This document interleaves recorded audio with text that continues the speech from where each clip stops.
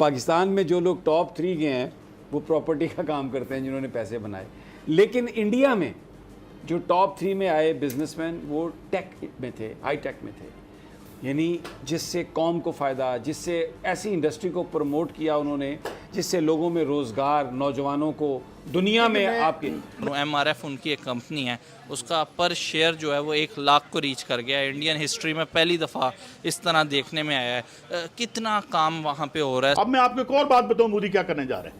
इस वक्त दुनिया की जो सबसे वैल्यूड और जिस पे लड़ाई हो रही है चाइना और अमेरिका की, वो माइक्रोचिप है। वो जो वॉशिंग मशीन से लेके आपके सुपरसोनिक जहाज़ तक में लगती है, और ताइवान 90% वो बनाता है। उसमें भी वो जा रहा है, मोदी उसमें इन्वेस्टमेंट करने जा रहा है।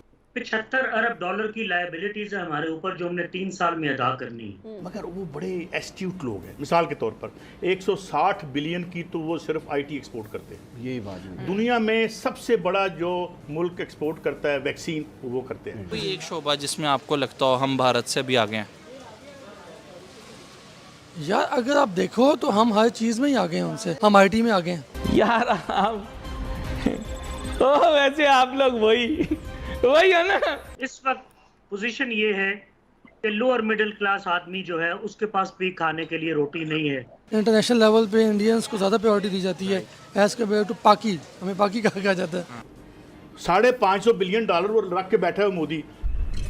हेलो फ्रेंड्स, जय हिंद। हिंदुस्तान स्पेशल में आपका स्वागत है। दोस्तों, टायर बनाने वाली कंपनी MRF ने इतिहास रच दिया है। मंगलवार को कारोबार के दौरान कंपनी के शेयर की कीमत 1 लाख रुपए के पार चली गई। MRF ये उपलब्धि हासिल करने वाली देश की पहली कंपनी बन गई है। कारोबार में कंपनी का शेयर NSE पर 1 लाख से ऊपर चला गया। पिछले 22 साल में इस शेयर ने अपने निवेशकों को मालामाल किया है। 2001 में इस शेयर की कीमत 1200 रुपए थी। पिछले 1 साल में इसकी कीमत में 45% की वृद्धि हुई, जबकि पिछले 3 साल में इसमें 82% तेजी आई। चेन्नई की इस कंपनी का शेयर फरवरी 2012 में 10,000 रुपए था और उसके बाद इसमें 900% तेजी आ चुकी है। इसे 90,000 रुपए से 1 लाख तक पहुंचने में 2 साल का समय लगा। दूसरी तरफ खबर ये आ रही है कि पाकिस्तान के LPG कंटेनर तालिबान ने तोरखम बॉर्डर पर रोक लिए हैं, जिसकी वजह से पाकिस्तान और अफगानिस्तान के बीच तनाव पैदा हो गया है। तो चलिए दोस्तों, आज की वीडियो की तरफ चलते हैं। Thank you so much. मेरा देखें, आपने आज स्टोरी भी एक की है, दोपहर में आप मुझे बता रहे थे कि हमने जो वेल्थी लोग जो हैं उनकी जो क्रिएशन हुई है उसमें भी कौन से ट्रेड हैं और कौन से लोगों ने माल ज़्यादा बनाया है। तो आपने मुझे बताया कि पाकिस्तान में जो लोग टॉप 3 गए हैं वो प्रॉपर्टी का काम करते हैं जिन्होंने पैसे बनाए, लेकिन इंडिया में जो टॉप 3 में आए बिजनेसमैन वो टेक में थे, हाई टेक में थे, यानी जिससे कौम को फ़ायदा, जिससे ऐसी इंडस्ट्री को प्रमोट किया उन्होंने जिससे लोगों में रोज़गार, नौजवानों को दुनिया में आपके अच्छा, अब हम जो क्रिएट कर रहे हैं, चाहे बिजनेसमैन की क्लास क्रिएट कर रहे हैं, चाहे इंटेलेक्चुअल्स क्रिएट कर रहे हैं, जो कुछ भी हम कर रहे हैं उसका ताल्लुक पैसे की क्रिएशन से है और उस क्रिएशन से है जो शायद जिसके मीन्स भी क्वेश्चन उन पर उठाए जा सकते मैं हैं। आपको पाकिस्तान और इंडिया की रूलिंग क्लास में एक बुनियादी फ़र्क बता दूं।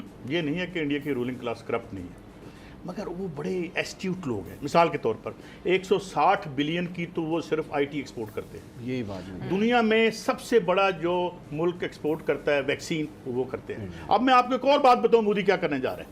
इस वक्त दुनिया की जो सबसे वैल्यूड और जिस पे लड़ाई हो रही है चाइना और अमेरिका की, वो माइक्रोचिप है। वो जो वॉशिंग मशीन से लेके आपके सुपरसोनिक जहाज़ तक में लगती है, और ताइवान 90% वो बनाता है। उसमें भी वो जा रहा है, मोदी उसमें इन्वेस्टमेंट करने जा रहा है। बात ये है कि वो खाओ न लैको, पर इतने पैसे तो रखो कि मैक्रो इकोनॉमिक बैलेंस होए। $550 बिलियन वो रख के बैठा है मोदी। तो मगर ये देखो ना कि मैक्रो इकोनॉमिक बैलेंस रखा हुआ है, वो बैगिंग बाउल लेके जगह जगह टके टके के लिए फिर रहा होता।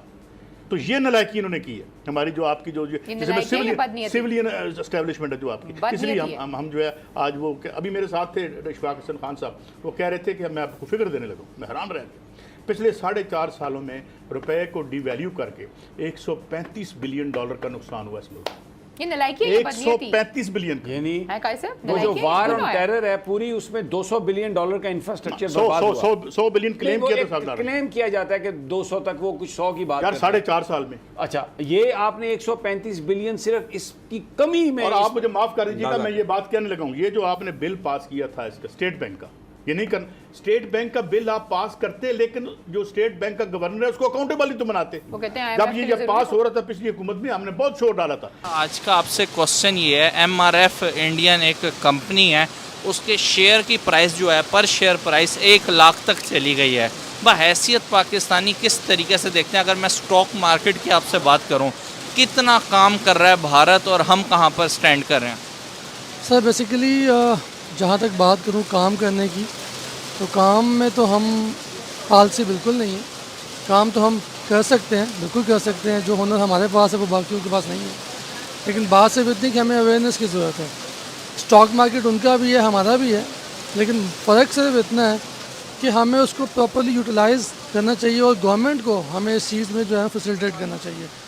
हम दिन ब दिन, जैसे कि अभी आपको पता है कि डॉलर्स के रेट बहुत हाई हैं, तो अगर हम इसमें थोड़ी सी इंपोर्ट को ऑन करें, क्योंकि कोविड की वजह से बड़ा मामला ख़राब हुए हुए थे, इंपोर्ट एक्सपोर्ट स्टार्ट हो जाएगी तो हमारी स्टॉक एक्सचेंज भी थोड़ी सी बूस्ट करेगी, और स्टॉक एक्सचेंज बूस्ट करने से बिज़नेस कम्युनिटी को फ़ायदा होगा, जिसकी बेसिस पे हमारी इकोनॉमी जो है वो कुछ बेटर हो जाएगी। सर क्या वजह है? किसी भी शोबे को आप उठा के देख लें, आप ऑटोमोबाइल सेक्टर के ऊपर बात कर लें, आप कोई भी शोबे का नाम लें, आपको उसमें भारत ही लीड करता नज़र आएगा। और एक टाइम था कि जब हम अपने साथ कंपेयर किया करते थे, अब वो दुनिया में टॉप के ऊपर रैंक कर रहा है। डिजिटल पेमेंट्स के अंदर दुनिया में नंबर 1 कंट्री है भारत, जो दुनिया की सबसे ज़्यादा डिजिटल पेमेंट्स कर रही है।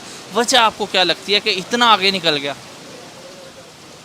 मुख्तलिफ या इसके आप कह लें कि राय हैं और स्टेट ऑफ माइंड है, डिफरेंट ओपिनियंस हैं इसमें, कुछ नेगेटिव हैं कुछ पॉजिटिव हैं। अगर तो आप नेगेटिव की तरफ ज़्यादा जाएं तो कह लें कि हमारी गवर्नमेंट की तरफ से बहुत ज़्यादा होता है। लेकिन भारत के पॉइंट ऑफ व्यू से देखें तो उनका आगे निकलना नेगेटिव तो नहीं हो सकता? डेफिनेटली बिल्कुल भी नहीं है ऐसा, क्योंकि यार देखो आईटी में डेफिनेटली वो आगे है, बिल्कुल है। अगर आप एजुकेशन सेक्टर देखो तो हमें ज़्यादा अकोमोडेट किया जाता है, लेकिन अगर आप उनको देखो तो उनका बच्चा इंग्लिश बोलता है, जो कि हमारे यहाँ बहुत मुश्किल है। लेकिन आईटी बेस्ड में वो लोग बहुत आगे हैं हमसे। तो गाड़ियाँ अपनी बना रहे हैं वो। सर एप्पल जो एक बहुत मशहूर ब्रांड है, उसकी आउटलेट वहाँ ओपन हो गई है। सही बात है। हमें वो चीज़ दी जाती है जो कि 20 साल इस्तेमाल होकर हमारे पास पहुँचती है, जो कि हमारा एक बहुत बैकड्रॉप भी है।